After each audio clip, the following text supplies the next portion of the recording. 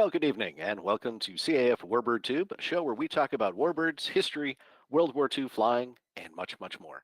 Now, this show is supported by the Commemorative Air Force, the world's largest flying museum. This nonprofit membership organization has preserved and flown historic aircraft for more than 65 years. CAF's mission is to educate, inspire, and honor through flight and living history experiences. If you'd like, you can support CAF through a donation, membership, or by volunteering your time and talents. And for more information or to find the CAF unit nearest to you, visit commemorativeairforce.org and check out the website. I'm your host, Steve Buss. I'd like to welcome everybody watching tonight on Facebook, on YouTube, and those of you who are on GoToMeeting. Thank you for joining us this evening. If you would do us a little favor, take a second, if you haven't already done it, to like or share this episode. Or if you're on YouTube, hit the subscribe button and make sure you click on the little bell next to subscribe so that you get notifications when we're going live, so you don't miss any of the Warbird Tube episodes. Now, as you watch the presentation tonight, there may be some questions that come up. So just type them in the comment section and we'll try to answer them either during the presentation or before we sign off tonight. Now, this week, we explore one of the largest collections of German World War II aircraft housed at the Military Aviation Museum in Virginia Beach, Virginia. And joining us tonight is the museum's director and part-time paleontologist, Keegan Chetwynd. Keegan, good evening. If I can figure out how to unmute myself. Thank you, Steve. It's a great pleasure to be here with you guys again this evening. I know we've done a couple of these kind of as last-minute fill-ins here and there, and it's always a good time to come back and spend some time with the CAF. Thanks for having us again on here, and I wanted to just extend a quick thank you to all the CAF members that are out there for all that they do to save and preserve these great airplanes and give people all over the country a way to participate with them and engage with historic preservation there in a hands-on capacity. It always amazes me to see the unit map grow every year and just see that there's really something for everyone in every community in the country. I owe my opportunity to work with great airplanes to the CAF, and I'm still a proud member. So it's always a pleasure and a privilege to be back. So thank you, Steve. Yes, no problem. And let's talk a little bit about the museum that you are heading up, the Military Aviation Museum out in Virginia Beach. Beautiful facility. I've had the opportunity to be there and look at the entire collection now. What we want to talk about tonight is just a piece of the collection. This is just a piece of the larger collection at the museum, and that will be the German aircraft. But go ahead and tell us a little bit about the museum's overall look, feel, and mission. Sure. And like you said, we're going to look at a small piece, constituent collection within the larger collection. But, the museum here does share several common mission points with the CAF. We really are here to get people up close to these airplanes, to use them as a tool to engage people in learning opportunities about history. We're all here to share the stories of the greatest generation with those generations that are alive today. And I think we find common ground with the CAF as well on the notion that as we lose veterans from the war years, these operational airplanes, they're kind of an almost living and breathing connection to what's becoming an almost mythical period in history. So I think we see the airplanes in a lot the same way. They're sort of preserved vessels that can carry a story forward. And our museum is a really special place because of the environment that's been purposefully created here to operate vintage military aircraft. The museum's a little over a decade old. We're located at a private airport facility in Virginia Beach, Virginia. That is a little bit off the beaten track for people. Steve, you've been here and you're well aware that that off the beaten track aspect creates kind of a unique experience here at the field. Yes, it does. Amidst historic buildings, there's this great operating collection of airplanes. It's open every day of the year except Christmas and Thanksgiving. And it's a venue where history really can come to life, and not in a sort of cheesy, arcadey kind of a way, or like a theme park necessarily, but in a way that people really can connect with these airplanes on a deep and personal level. Like I mentioned, we have historic structures in the background of this image. Steve, I think, is one of your favorite buildings, the Yoxel Control Tower. And that's our combat veteran Spitfire in the foreground. That airplane had over 100 combat missions in World War II, particularly flying in the Mediterranean. It's painted back into a scheme that it was equipped with late in the war. And Steve, I guess I can turn it over to you to say a little bit more about the field, but you've seen it here surrounded by trees and farm fields and kind of almost back in time and away from the sort of modern world to some extent.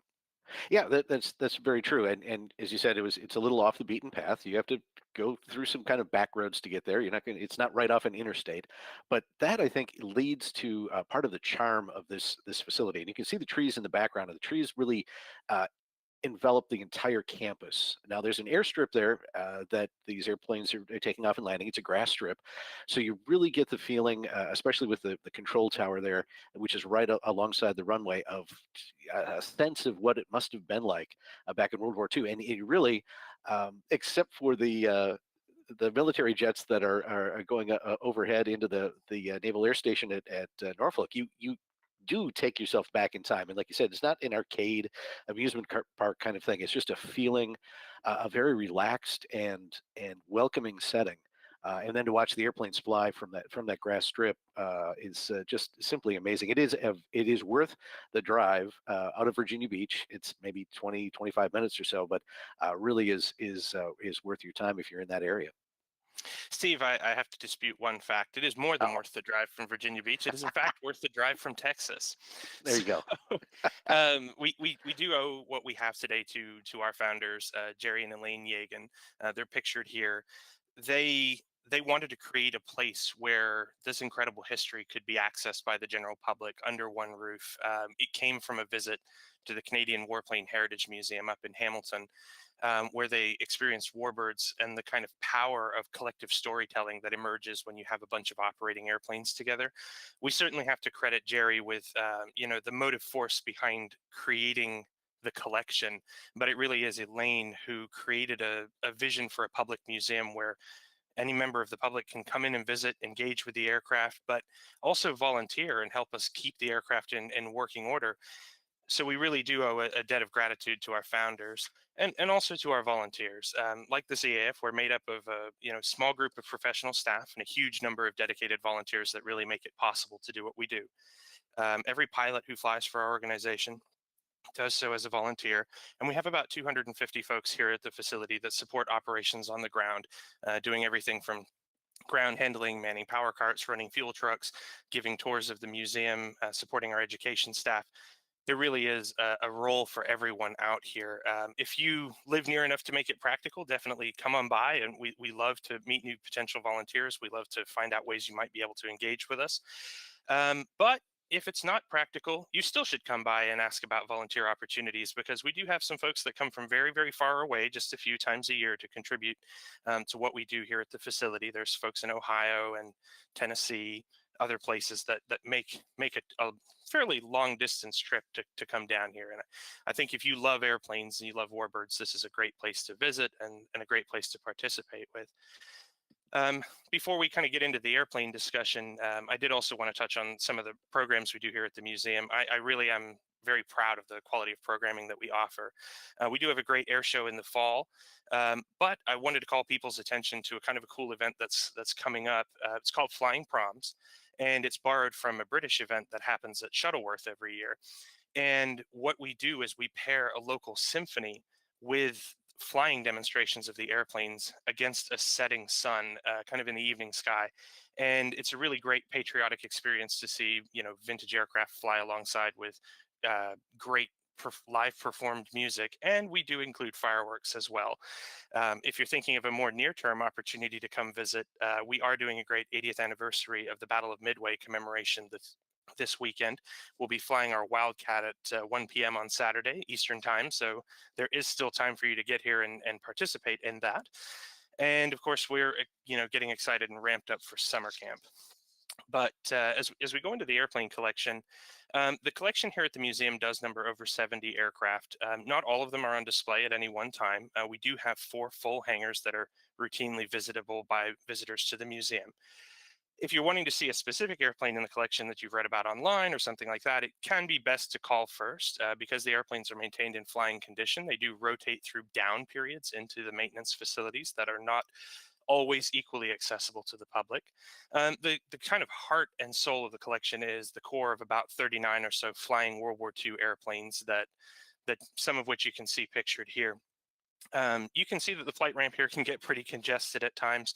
As Steve mentioned, we've got a 4,800 foot turf runway that the airplanes operate from.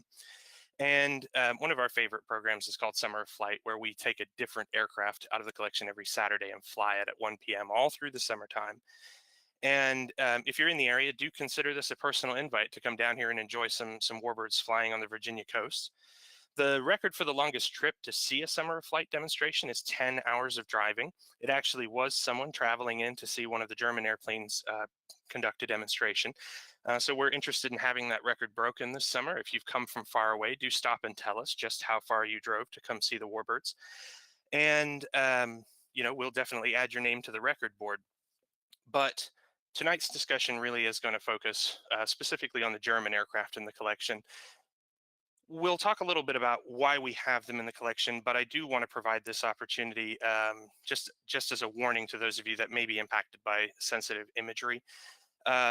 We, like most other museums, endeavor to show the objects in our collection in the condition, akin to how they would have operated in the period. That's part of telling that story. That's part of connecting people to that history.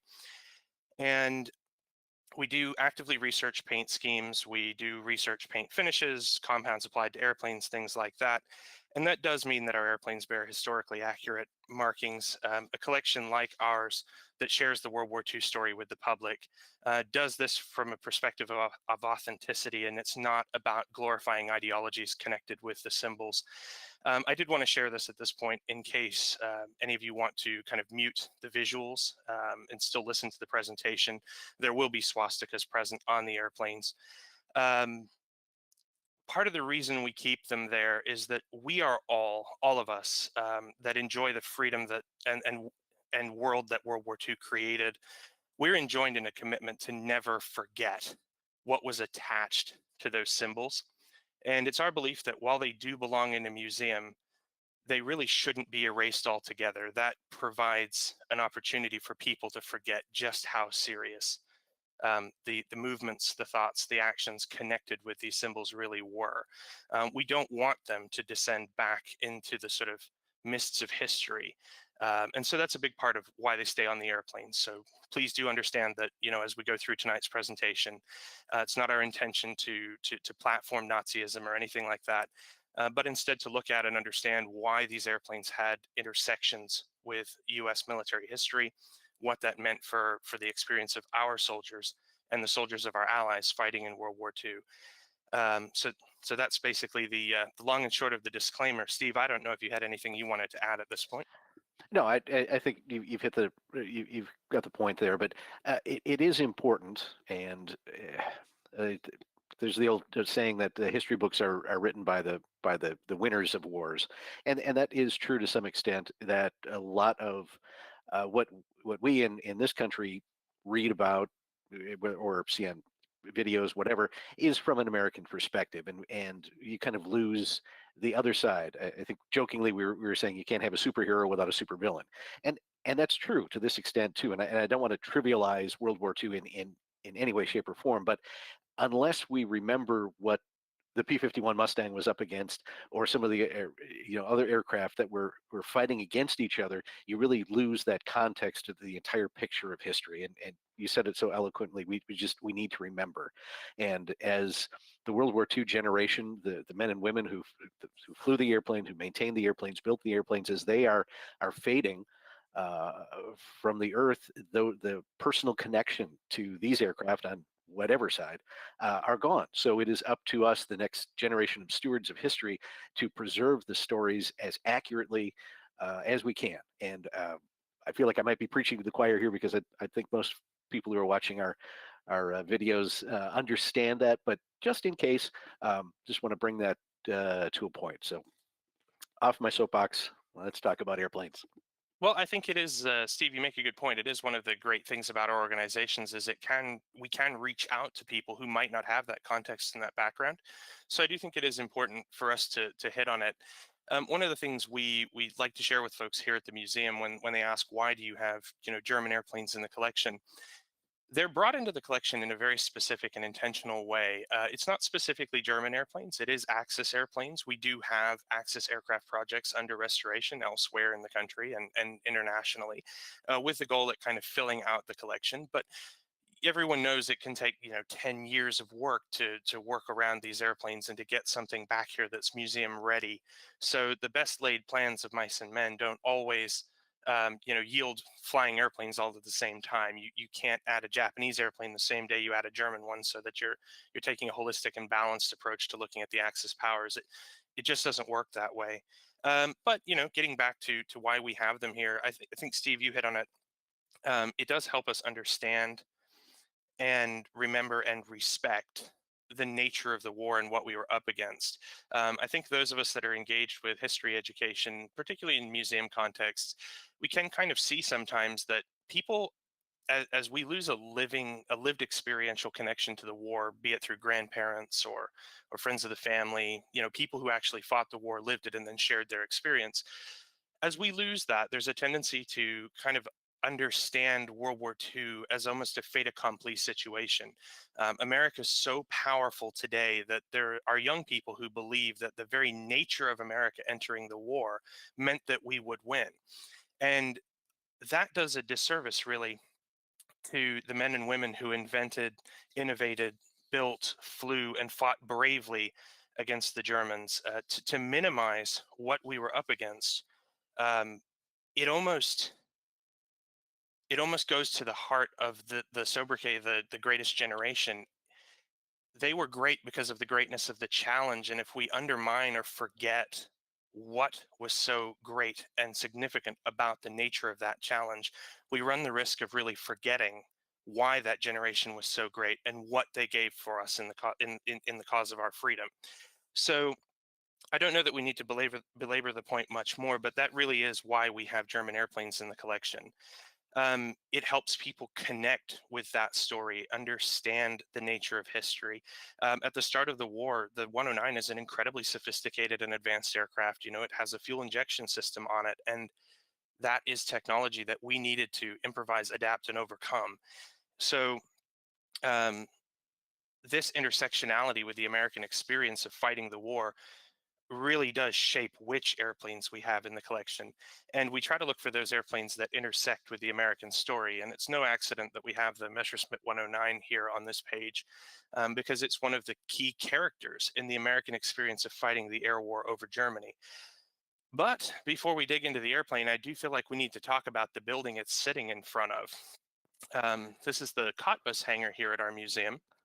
The hangar itself was an original World War II German hangar utilized by the Luftwaffe. The field location, Cottbus, is in northeastern Germany. It's south of Berlin and north of Dresden. And it was originally designed with modular construction. We weren't able to reutilize the original asbestos skin of the building, as you might imagine, but the doors and internal bracing structures are original to the building. It has a modern metal skin put over it. The structure was originally used to house training aircraft, but it was eventually taken into the service of Focke-Wulf to support their factory operations there at the Cottbus field. So we do have some great period photos of the building. We will look through them in just a moment. But interestingly, the building owes its survival to its post-war use by East Germany and the Soviets. So it was when they abandoned the structure and they left it disused that it came up as an option for purchase and relocation here to Virginia Beach. So the structure was taken apart, brought here, and rebuilt here in Virginia Beach. But if you look there to the top left of the image, you can actually see our hangar, during I believe the pre-war years in this image. It was known as Halle 6, Hangar 6, Hall 6. It was built in 1934. In terms of what Focke-Wulf was doing there at the field facility, they were building FW-200 Condor patrol aircraft. They were also building FW-190s, and they would build the late war versions of that, pretty much up until the field was taken by the Russians. I am sure I will be corrected by some more astute aircraft spotters than I, but there is a row of airplanes there in the middle of the field that looks like the FW-44s that we're going to see a little later in the presentation.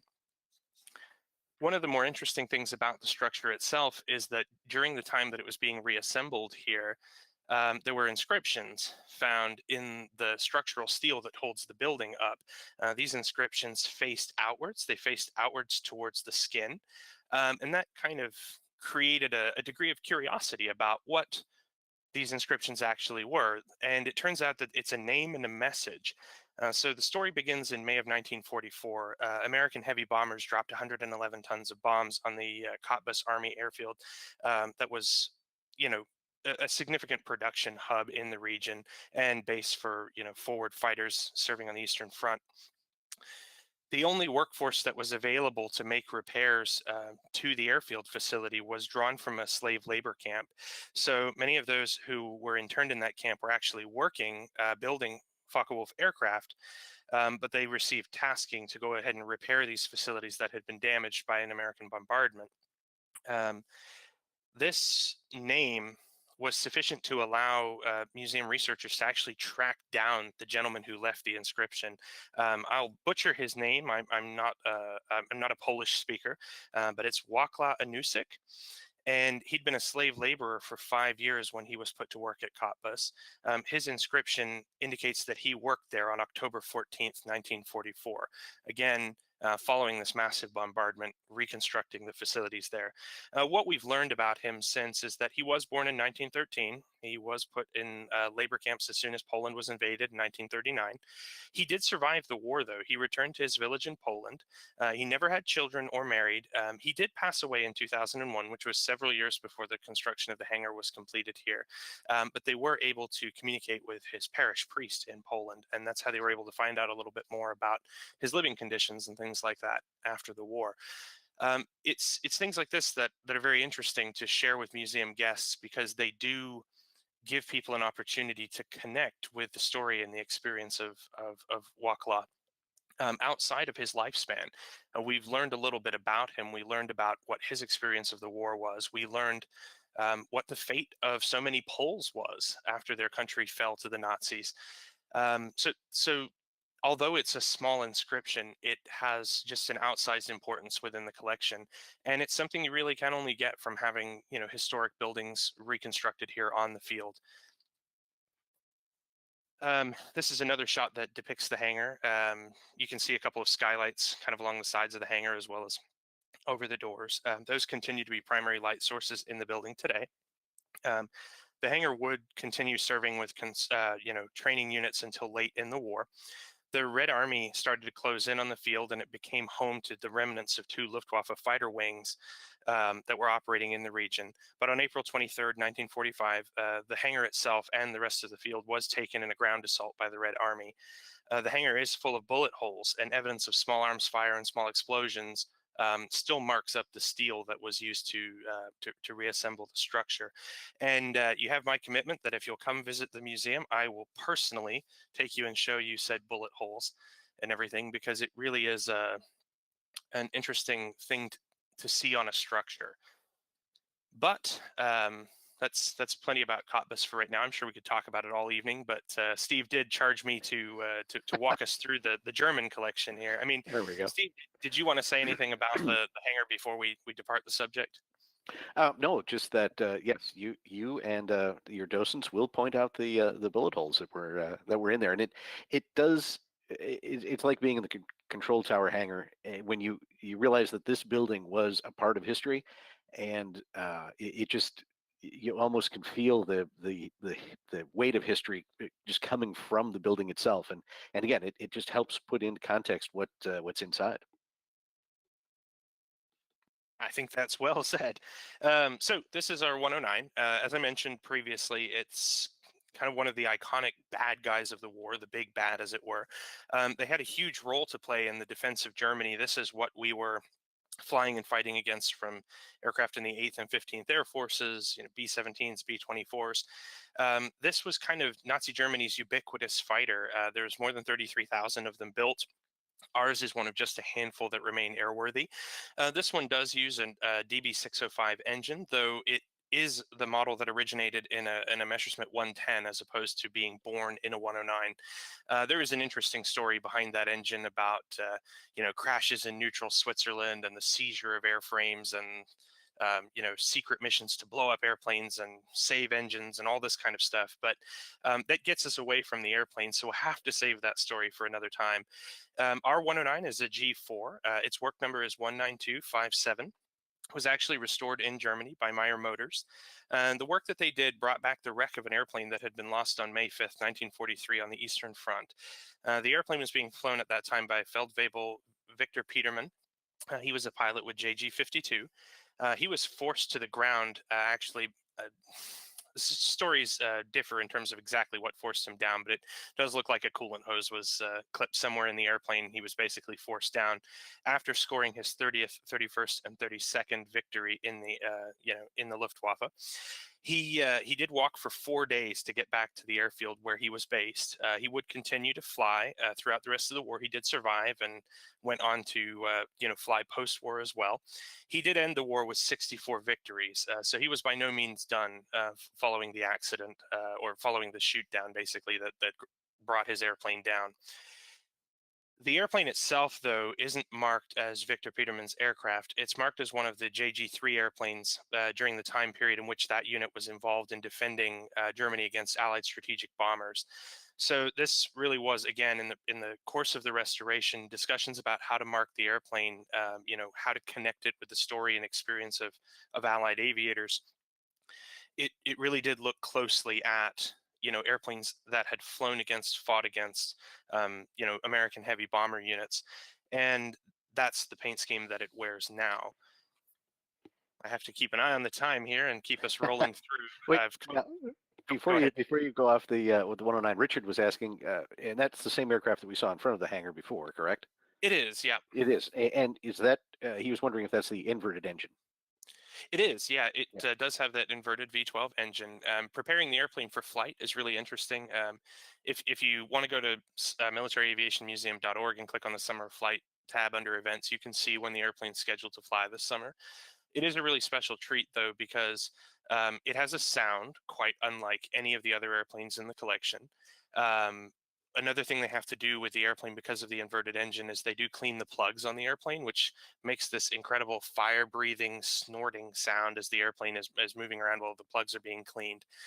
The other really interesting thing is if you have the opportunity to get here early and you can see the airplane being pre-flighted, inside one of the museum hangars, you'll notice that the cowlings open up with the intention that the engine be accessible from the ground.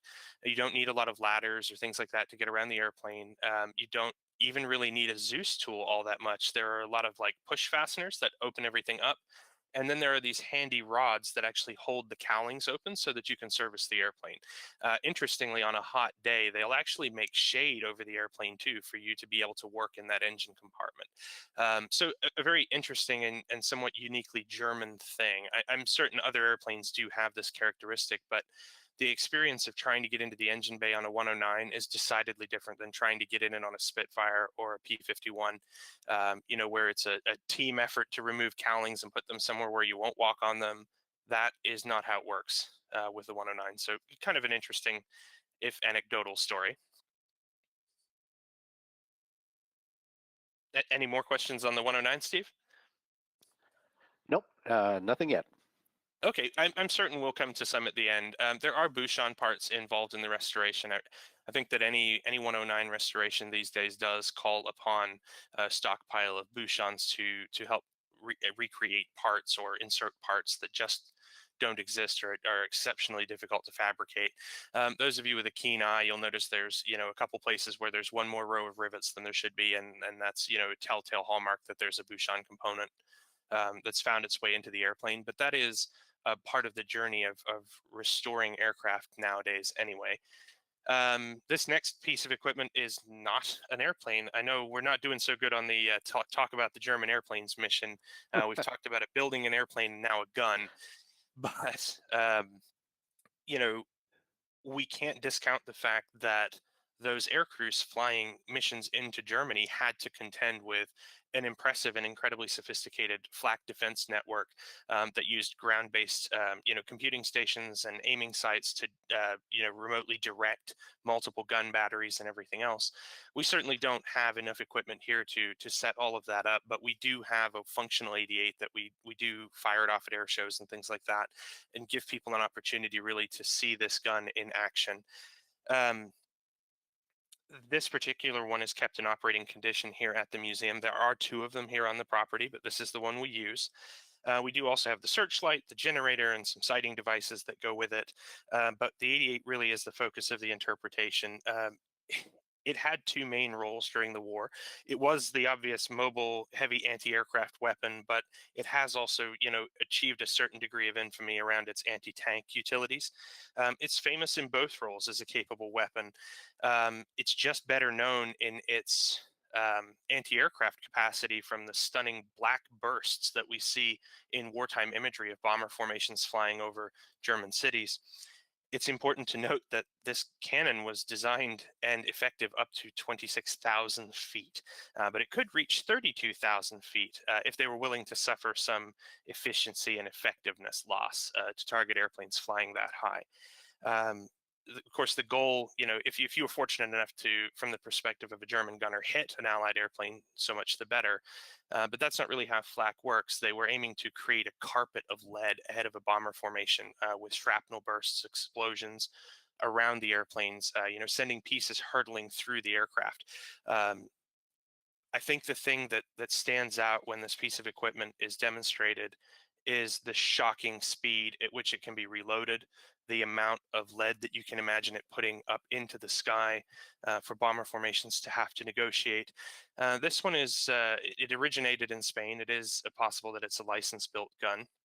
But the next image that I've included is actually one that if I don't include it, everybody always asks to see it. And it's, what does it look like when it fires? You can see that the wheeled mechanisms that allow the gun to be moved have been removed. It's sitting on a cruciform base. It is being fired here during an air show. We do have to thank the volunteer gun crew that looks after this piece of equipment. That's them firing the gun in that picture. They actually load and prepare the shells and the rounds for service in the gun. They also clean the gun after it's used, and they keep it in working condition 365 days a year, even though it may only be actively used in demonstrations for about 6 days a year. The gun is functional, at any given day of the year. It really is a special thing to have the opportunity to see. And Steve, I know 88s are a subject of some fascination. I'll just pause in case there are any questions about the 88 before we move on. Nope, nothing yet. All right, then we're doing good. So next in the collection is an airplane that's flown pretty regularly, up until about last year. It is down for maintenance right now, but it is visible in the Cottbus Hangar, devoid of an engine at the moment. It's our Storch. And we do have 2.5 of these in the collection, but this is the one that is perhaps more familiar to people more recently. The airplane is actually a Marine Saulnier MS-500. This particular airframe was built in 1949. That's the French-built aircraft that they started a production run on during the war, but their utility was such that they continued producing them after the war. Though ours does have the inverted V8 Argus engine in it. That's part of why it's down for maintenance right now, as I'm sure that anyone who has experience with these inverted V8s knows that for whatever reason, it seems like it likes to spend more time in overhaul than it does flying. And parts are becoming pretty difficult to source for these engines. So that's just part of the struggle of operating vintage military aircraft, and particularly as it relates to obscure or eccentric types that are somewhat uncommon. There's really not a market out there for people to be manufacturing Argus engine parts, or if there is, it's a small market. I think perhaps one of the things that's most famous about the Storch is it has a stall speed of 31 miles per hour, and it's often said that the airplane can actually hover. I've definitely never seen one do that, though I have heard it can be done. A really interesting intersection that this has with the American experience of fighting the war is that the last air-to-air victory recorded over Germany was actually scored by an L4 whose crew forced the Storch to the ground, firing their Colt 45s out the windows at it. So that's a story that often goes overlooked. It's something you can definitely research. It's a fascinating story. And if you have the opportunity to join us out here at the museum to see one in flight, this particular airplane is in the markings of the one that took Mussolini off of Gran Sasso, one of the more famous German rescue missions for the deposed dictator Mussolini. But when you see it in the air, it really is evident how it earned its Stork nickname. You'll first, of course, be amazed by just how quickly the thing almost just leaps up into the air. It is unbelievably heavy when you're pushing it around as compared to the American Liaison aircraft that we have in the collection. But it doesn't really show that weight when it's out, taking off. It's just like snap your fingers and it's up in the air flying around. But what's really interesting is the landing gear hangs down. So the nickname Stork actually was applied because its legs look like its landing gear legs look like the legs of a stork hanging out the bottom of the bird, and that's because those struts actually have 15 inches of travel in the main gear. It's specially designed for unimproved surfaces, and when all of the weight and pressure of the airplane is off that, they just sort of hang limp underneath of it. It's a really different look. It almost looks like something's wrong, even though it isn't. Another popular set of airplanes out here at the museum. We do have several Focke-Wulf 190s in the collection. They range. We have water recovered originals pulled from the fjords of Norway. We do have replicas also constructed by Flugwerk. Some of you are probably familiar with Flugwerk's efforts to rebuild 190s. I say a couple years ago. It's now more than a couple of years ago. But we do also have several airframes in storage that are originals. There is a long-term goal of restoring an airworthy aircraft from among them. We don't really have time to talk about every single one that we have here. So I'm just going to hit on a couple. This particular airplane, Blue 4, is one of the ones that is assembled to static condition. It is visible to the public. You are able to come and see this airplane at the museum. It's an A8 and its work number was 732183. Research indicates that this airplane was shot down on February 9th, 1945. That day was known as Black Friday because of the Allied aircraft that were lost while attacking a German destroyer up in the Norwegian fjords. The airplane was being flown by Lieutenant Rudi Lintz at the time, and he was a pilot of age 28. He had 70 victories. He was one of the most proficient pilots actually flying in Norway at that time. It's not known exactly who shot him down in this airplane. He did lose his life in this accident, though two other aircraft that were shot down at the same time, those pilots would survive. It was either an RAF Mustang or a gunner on a Beaufighter. Both would claim FW-190s that day. There's no real way to be certain who exactly shot this airplane down. This one received a restoration for static display before coming here to the museum. And those of you that are in Texas, you may have seen this airplane. It's actually one that I had the opportunity to see when I lived there. It was at the Texas Air Museum in San Antonio. So definitely a kind of an interesting story there. Additional to Blue 4, one of the other 190s that you can see when visiting the museum is actually one of the Flugwerk replicas. It's pictured here. These are the replica 190s, like I said, that were manufactured a few years back. You'll always hear conversations about there being differing qualities of these replicas. This one isn't one of the necessarily better ones. It is standing in, it is holding a place within the collection among the airworthy aircraft, kind of as an adversary to again, allow for interpretation of the story of the air war over Germany, with the expectation that someday it would be replaced by a real flying 190. Some of these aircraft have original fittings. This particular one has an original tailwheel assembly. We know that because it is one of the most difficult and cantankerous tailwheels you will ever work with in your life. It's precision engineered to do exactly what it's supposed to do. And if you try to do anything other than that, it doesn't really want to cooperate with you, which, the way we move airplanes around, the way we use them, the way we take them in and out of hangars, that has changed since World War II. And it does mean that a great many of us have strained back muscles from pushing this particular airplane around the campus. But again, it's by no means the most accurate replica out there. Those of you that are astute observers, you probably noticed this particular airplane has a four-bladed prop on it. That's not because we're trying to interpret that one prototype airplane that had the four-bladed prop. It's because when we were able to acquire this airplane to add to the collection, it came fitted with a Russian engine that was configured for that four-bladed prop, and that is what it retains on it at this time. Another Flugwerk airplane in the collection that's kind of a bit interesting and different than a lot of the other Flugwerk replicas is our Dora. I think most people recognize the long-nose FW-190s for their late war service guarding German jet fighters returning to base. This one was a long-time staple in the Cottbus Hangar that folks would come in and see and enjoy. Learn about that story of late war operations against German jets. But it's actually recently been sent out for restoration to be completed as a flying aircraft. So this one was never really put all the way together with the intention of flying it, and that's what we're doing with it now. Interestingly, it was geared up to use an Allison engine that was configured to look like a UMO.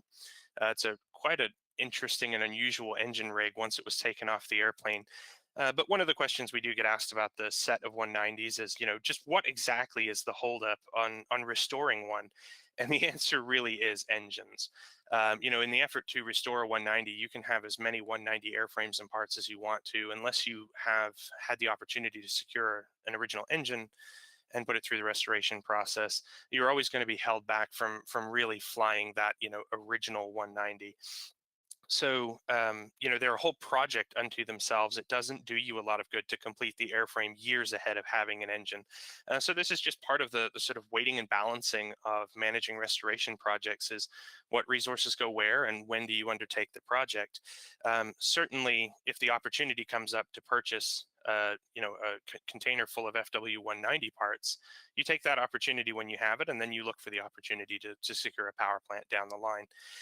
This particular Dora is painted as a aircraft called Black 12 of JG54. Interestingly, that airplane was flown by a guy named Lieutenant Theo Nibble. I'm sure I'm butchering German names. My apologies to any German native speakers out there. On January 1st, 1945, though, Black 12 was participating in Operation Baseplate. It was forced to make a belly landing in a nearby field because of a bird strike.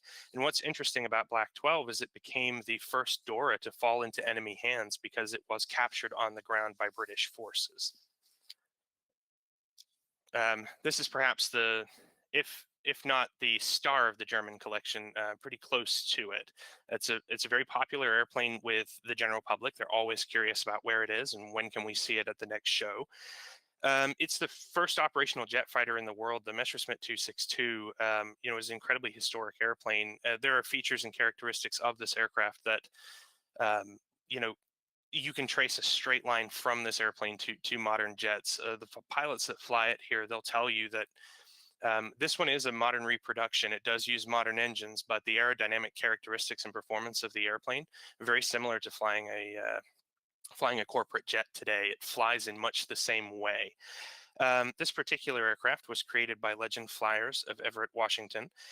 It's one of that batch of airplanes you've probably read about that was created during the restoration of an original 262 from Willow Grove Naval Air Station.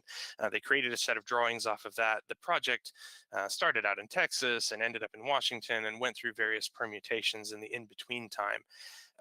But it did yield flyable replicas of the 262 that are very capable of interpreting the history of the first operational jet fighters. I think, interestingly, for a lot of us, there's a tendency to think, that the Germans had high technology, so they used it. And that's why they operationalized jet fighters so early. But I think it's interesting to note that it's really more likely that the 262 and other jets were really children of necessity. A lot of modern scholarship has sort of led the way in indicating that the Germans really didn't have a rational choice but to use jets, but to make them operational. Their fuel infrastructure was under such strain from bombing and attack that jets came about as a function of the lower grade fuels that they can use. Or the need to use jets was a corollary with that. Jet fuel is not as refined as high octane aviation gasoline. It's easier to make and could be made in greater quantity under the conditions that the Germans were operating. And I think from the German position, you'd be almost crazy not to build jets. Whereas from the Allied side, betting on unreliable technology wasn't so important in the closing days of the war. It wasn't as important to the Allies to interrupt production lines that were yielding frontline service capable Mustangs and aircraft like that, to bet everything on an experiment, as it were. This is actually one of my favorite pictures of our 262. Although they were exceptionally capable at attacking bomber formations, they could escape escorts easily. It really was down low, returning to base, that they could be outmatched by the Mustang, and that's really the sort of tactic that was employed in destroying the 262s. Follow them back to base, wait till they approach, they're trying to land, get in there and shoot them down, and see if you can find any others on the ground to shoot them up as well. The true Achilles heel of the 262 was its engines. It's something that gets talked about a lot. I think a lot of our guests here at the museum, they actually know that part of the story, that there was something wrong with this airplane. It's often asked of us, is it true that they, hid the logbooks for the aircraft so the pilots couldn't know how many hours were in the engine? I really can't speak to the truth of that, but what I will say is that there was a simple truth in the construction of the engines. The Germans didn't have sufficient access to the supplies of nickel and cobalt that were needed to create compressor blades that could withstand the heat created by the engine, and that inevitably leads to fan blades shearing off and everything else inside the engine, basically destroying the engines. It's said that the average lifespan of a production engine for the 262 was 25 hours. We don't use an original engine by any stretch in our aircraft. We do have an original engine here on display in the museum that we walk guests through how these early jet engines worked. If I would say that there was an Achilles heel of our modern aircraft, we have struggled with the brakes on this airplane. And one of the reasons that it hasn't been a routine performer in our shows and things like that lately is we're in the midst of a fairly complex design and development process to try to create brakes with the sufficient longevity to allow the airplane to be taxied and navigated around field facilities. We don't base the 262 here on our grass strip. We do keep it elsewhere. It does fly in for events and so on. So if it's your intention to jump in the car and drive out here and see the 262, you might want to hold off on that one or call first, make special arrangements. We definitely can, get people in to see the airplane if we have enough advance notice. And I know we're starting to draw towards the end of it here, but I do want to hit on a couple of other airplanes that have, special connections either to the CAF or to our museum collection here. This airplane should be familiar to those of you who've been around in the CAF for a long time. I like to say this airplane was a colonel at one point as well. Steve, did you want to jump in there? No. I'm just reminiscing about the airplane. The smell of it is very familiar, I'm certain, to many people. It was a Spanish aircraft built under license. It was brought from Spain to the United States by the then Confederate Air Force. That did happen in 1980. The CAF organized a fundraiser to save this airplane and secured the necessary $16,500 to purchase it from the Spanish government. They then took an 8,000-mile transatlantic journey that took 10 days in July of 1980. The airplane did come and join the Military Aviation Museum collection in 2010 after spending several years seeking adoption within the CAF. There were struggles with different airport authorities and things like that around the country not wanting to have a large Nazi airplane based at their field. So it was something of a contentious issue in the organization at the time. But it's found its home here in our collection. It fits perfectly in the Cottbus Hangar. It is a very popular airplane for museum guests to see fly because it's one of the largest airplanes in the collection. Its intersections with American war stories are not perhaps as clear as the other aircraft in the collection. They were very impactful very early in the war and then flying logistics missions on the Eastern Front. And by the time of the invasion of Normandy and so on, these airplanes really are not prolific targets or anything like that on the American and Western Allied side of the advance. But RJU is thought to be the only one flying in North America, so it is valued here in the collection for its uniqueness, its rareness. I mentioned its size earlier. It really is astounding when you get up next to it. The thickness of the wing, the corrugated construction, it's just an incredible thing to see. It's big, it's bulky, it looks like a barn. You kind of wonder, how does it fly? But then you realize there's a lot of precision aerodynamic engineering actually factored into this, and that a lot of that bulkiness and that rigidity was about strength. This airplane was introduced for airline service at a time when there just weren't really airlines. Lufthansa grows into the biggest airline on continental Europe as a function of the utility and capability of this airplane. It's not really in my notes here, but it did open up an air route from Berlin to Rome in just 10 hours. You could fly from, across the Alps and everything else. It had business accommodations like a typewriter that folded down in the front of the cabin that you could utilize, and a toilet. So this airplane really was impactful in its civilian capacity, it is a great example of one of those airplanes that was kind of had a wartime use envisioned for it that allowed the Luftwaffe to so quickly militarize once they were sort of out in the open about what their intentions were. Um, it it certainly wasn't as unusual as the airplanes that could carry a single passenger at 380 miles an hour, being masquerading as an airliner, but it did have its evident transport role. It did have its evident logistics role. They did try it as a bomber, but its slow speed made it vulnerable. It's kind of an interesting airplane from the pilot's perspective too. I've heard a lot of discussion about what it's like to fly the aircraft. They'll tell you that the tail pops up for no reason. All of a sudden, at a very low speed, the tail is flying. The whole rest of the airplane just jumps right up. It's also been explained to me that it does everything at about 80. Climb, fly, land, you name it, doesn't matter. The airplane's doing 80. Uh, so kind of an interesting airplane to fly in a combat context, and certainly outclassed and outmatched by the DC-3s and C-47s that later came on scene. There's a whole lot of explanation and exploration that can go into the operations over Crete and how Hitler's perceptions of what was possible to achieve through airborne operations was shaped by the limited capabilities of the Ju-52. But all of that just kind of goes a little bit by the wayside when you remark on just the staggering unwieldiness of the airplane sitting on the ramp. So definitely one of the ones that people do travel in to see this unusual airplane fly.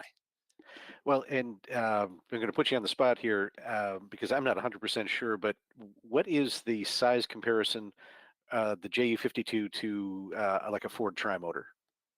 I seem to remember reading that it's larger than like the trimotor, Ford trimotor or the Stinson trimotor.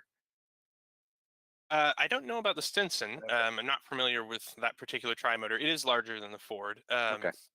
It's that low wing just makes it feel very big from the ground.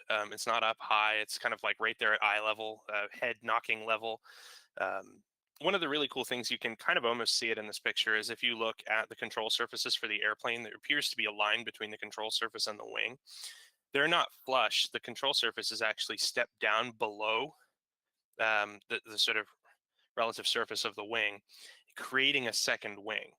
So on takeoff, the airplane is operating somewhat like a biplane in that the control surfaces are independently generating lift to help push the airplane up into the air. This is really kind of an interesting thing, and it's a cautionary tale. That thing likes to grab you by the forehead as you walk under the airplane. But I'm sure there are lots of CAF colonels in the Great Lakes region that had that experience with this airplane in the past. I included it tonight mostly to say that the airplane's in good hands. It's well cared for. It's here and it's appreciated. And these old airplanes, they find the right home eventually. And Jerry likes to say that the right airplane finds you. And that they kind of work their way into your operation. They find their niche, and then they're appreciated here. Not every airplane's right for every organization, and this one, it's found a home here where it can't bother any general aviation traffic with its large swastika, tail-mounted swastika, but it is here where it doesn't have to go to a scrapyard. I mean, people can come here and they can appreciate it.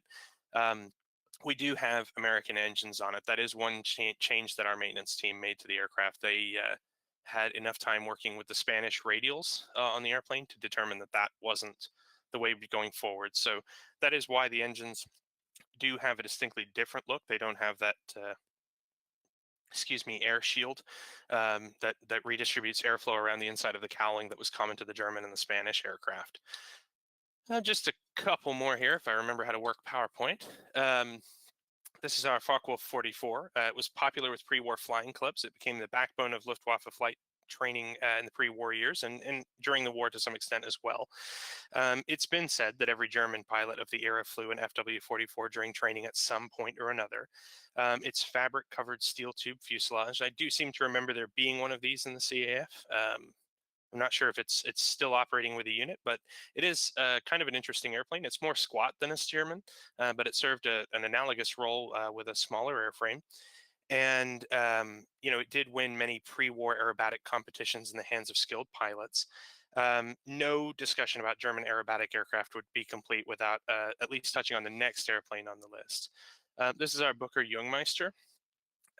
It is a fixture of the Cottbus Hangar that is, very available to people when they want to come see it.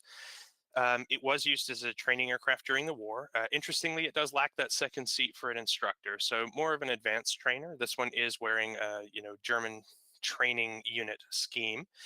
A couple things noteworthy about the airplane. It does have ailerons on the upper and lower wings. It's got a high power to weight ratio, making it a solid aerobatic platform. This one, there's a sort of story, and I'm not sure as to the factuality of it, but there is a story that Patty Wagstaff had flown this airplane while visiting here in 2007. I'd be interested in finding out the truth of the matter, because that's long before my time. But Patty, of course, the first woman to win the U.S. National Aerobatic Championships. So it's been said that she did a bit of aerobatic maneuvering in said airplane. Now, there is an interesting story about these airplanes, both the Jungmeister and the FW-44, being fixtures of a 1936 Olympic program, Germans winning gold medals. You hear variations on the story, like, the host country gets to pick one Olympic sport to add, and that the Nazis chose to add aerobatics. That's not really true. And like so many of the stories that surround German aviation from the period, they're all a little bit apocryphal, or at best missing some important context or information. The 1936 Berlin Olympics did include a medal awarded for aeronautics, but it was to a Swiss glider pilot who'd flown over the Alps the year before. Interestingly, the Olympic sport of aeronautics was a sport of glider flying. It wasn't actually, formally in the 1936 Olympics as a sport. It was simply demonstrated with 14 competitors, but none of them were in receipt of a medal. But when it comes to powered flight, there were aerobatic competitions that happened around the 1936 Olympics, and they were part of the International Aerobatic Competition. It was held in Berlin alongside the Olympics to allow competitors basically to fly demonstrations as part of the general excitement in Nazi Germany around the Olympics. The hope was that aerobatics would be included in future Olympic events. And while the gliders were slated to be added to the 1940 Tokyo Olympics, the airplanes were not chosen to be included in a similar fashion. Now, obviously, that Olympics was called off due to the outbreak of war in Europe. But in a weird sort of a way, bringing everything full circle and back to the 109, it was during a public event during those 1936 Olympics. Again, not part of the Olympics, but kind of co-hosted with, that the debut of the Messerschmitt 109 was made for the public.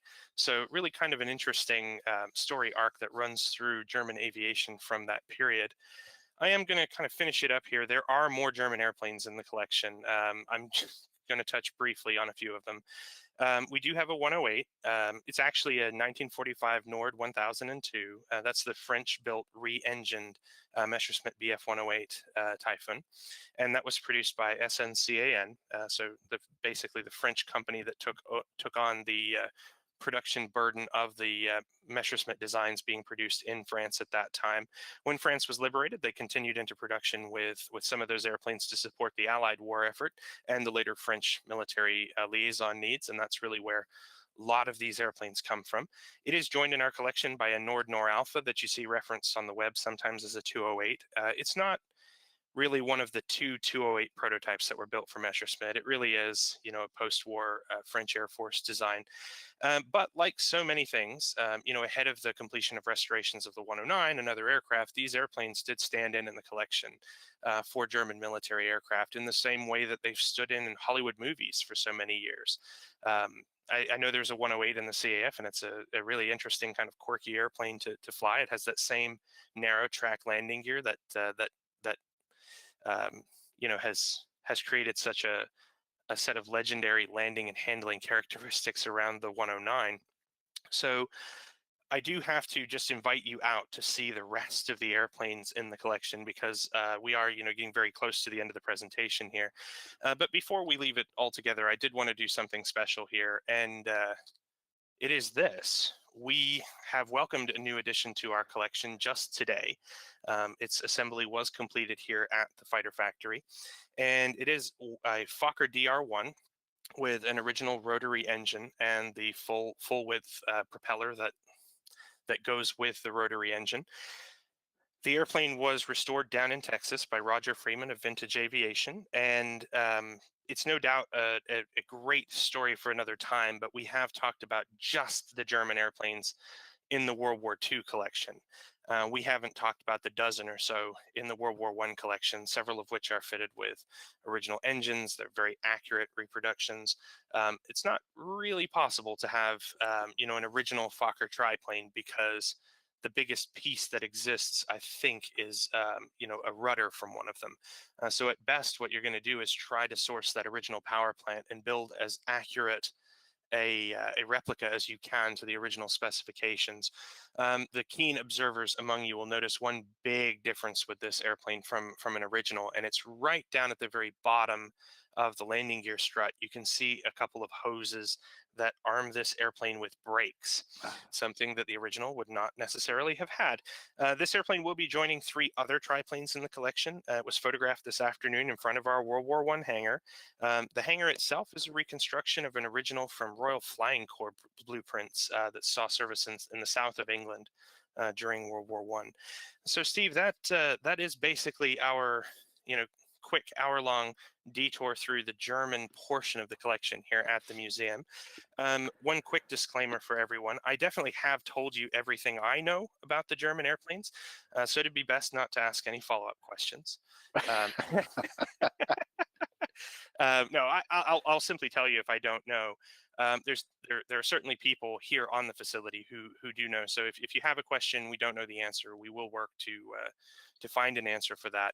I do have to at this point say thank you to the photographers whose images I have utilized throughout the course of the presentation. They've been kind enough to share them with the museum for educational projects like this, and that is of course a huge help to the organization.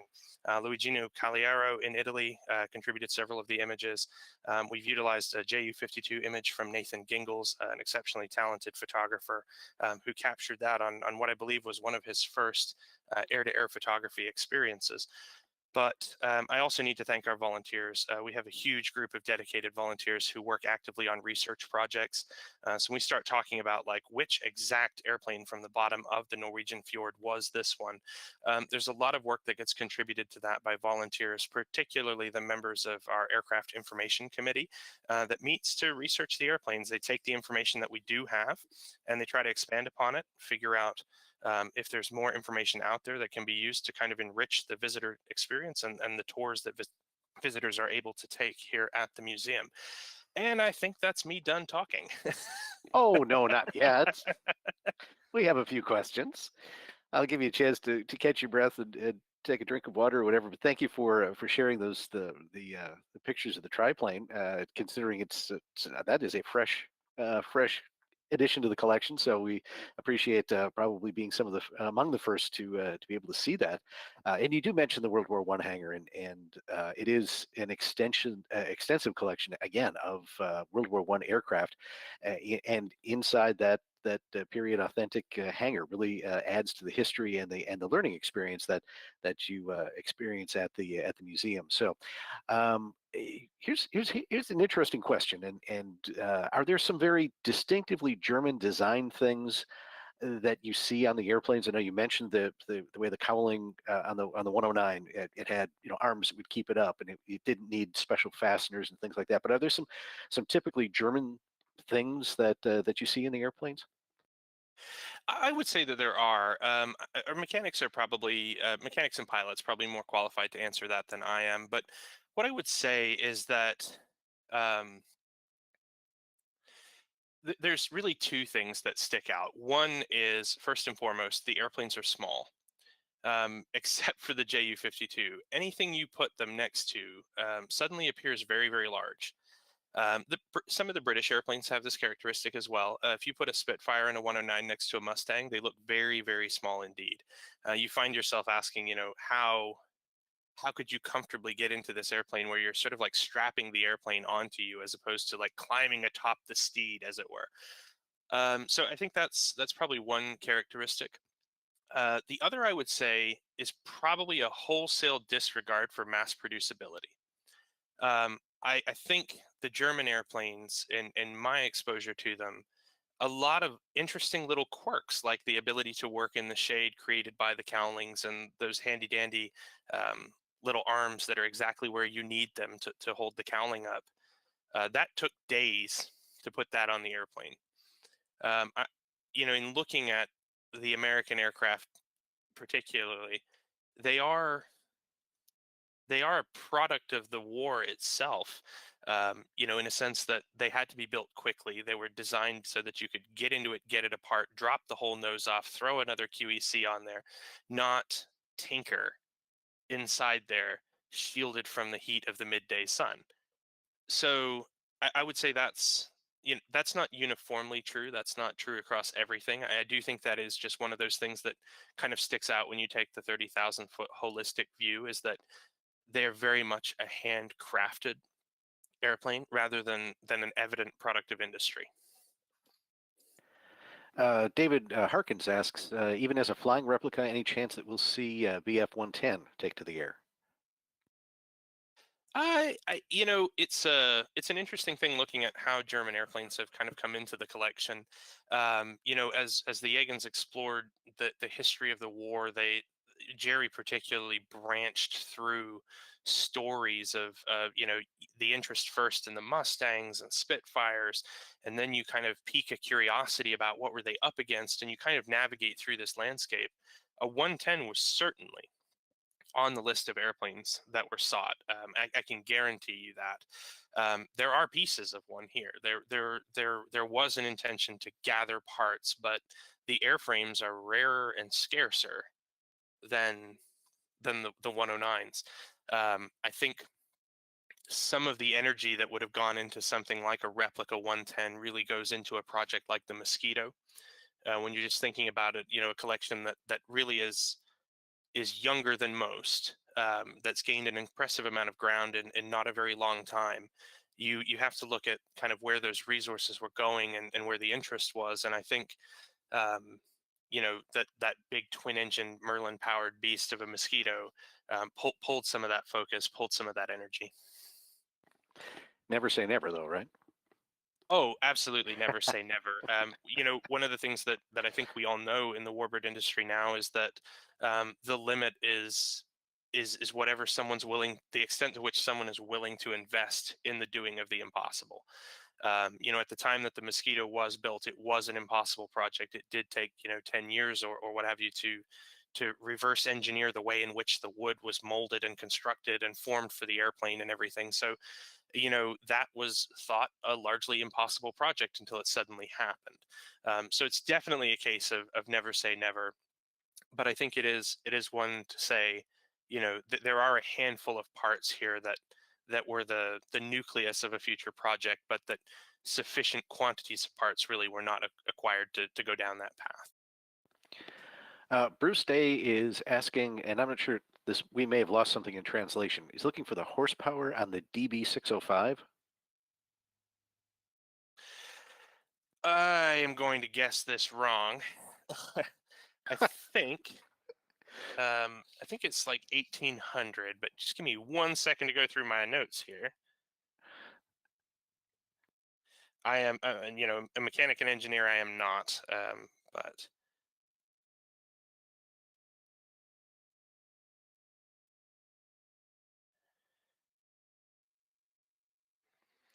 Yeah, I think it ends up just a little better than 1400 horsepower, depending on the exact configuration of the engine. I could be wrong there, but that is what I have written here. Okay. Again, that doesn't mean it's right. Well, as a famous air show announcer or two I know says is that if I say something over the PA system and it contradicts what you've read in a book somewhere, you're right. Whatever your book says, you're right. That's So probably there a you good go. point. Yeah. So right now you're right, general and if you're right, and if someone finds something else that contradicts it, then they're right. And John Schrum asks, the Ju-52, he was just wondering, are the engines on the wings angled in toward the center line to counteract torque? They're not actually angled in towards the center line. They're angled out from the center line, and yes, it is to counteract torque. So, it is a fascinating airplane to look at as a function of a time when engine reliability simply wasn't there to provide passenger service on a paltry 2 engines.